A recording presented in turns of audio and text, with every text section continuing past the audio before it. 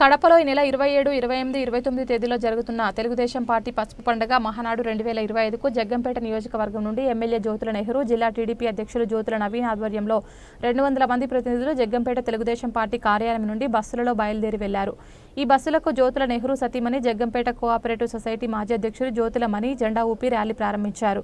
ఈ సందర్భంగా గండేపల్లి మండల టీడీపీ అధ్యక్షులు పోతుల మోహన్ రావు మాట్లాడుతూ తెలుగుదేశం పార్టీ ఎంతో ప్రతిష్టాత్మకంగా నిర్వహిస్తున్న కడప మహానాడుకు జగ్గంపేట నియోజకవర్గం నుండి బస్సులలో ప్రతినిధులు బయలుదేరి వెళ్తున్నామని, తెలుగుదేశం పార్టీ క్రమశిక్షణ కలిగిన పార్టీ అని, మహానాడుకు 4 మండలాల నుంచి ప్రతినిధులు వెళ్తున్నామని అన్నారు. ఈ కార్యక్రమంలో మారిశెట్టి భద్రం, పోతుల మోహన్ రావు, చదరం చంటిబాబు, అడప భరత్, జీసు మణిబాబు, బొల్లం రెడ్డి రామకృష్ణ, రేకాబుల్లి రాజు, పాలకుర్తి ఆదినారాయణ, దాపర్తి సీతారామయ్య, కంచుమర్తి రాఘవ, మండపాక అప్పనదొర, నవమాటి ఆనంద్, ఉప్పలపాటి బుల్లి, అబ్బులు, మహిళా శక్తి కమిటీ సభ్యులు, అధిక సంఖ్యలో టీడీపీ ప్రతినిధులు తరలి వెళ్లారు. అమ్మా ఒకసారి నుంచోండి అమ్మా.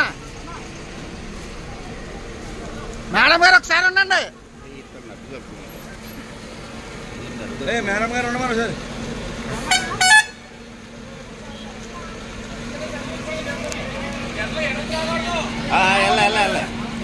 Right right.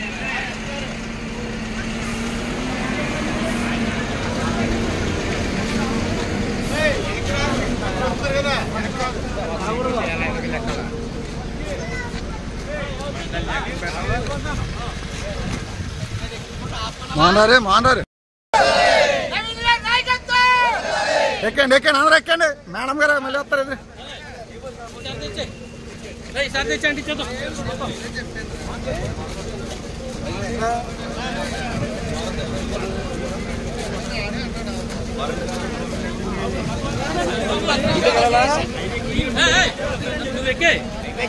మానారు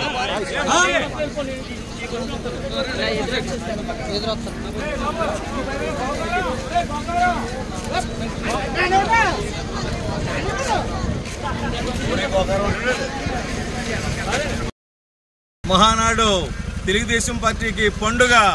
ఈ రోజున జగ్గంపేట నియోజకవర్గంలో 4 మండలాల నుంచి కూడా జ్యోతుల నెహ్రూ గారు, జ్యోతుల నవీన్ గారు ఆధ్వర్యంలో 4 బస్సులు, ఒక 400-300 కార్లు వేసుకుని మహానాడు కడప బయలుదేరుతా ఉన్నాం.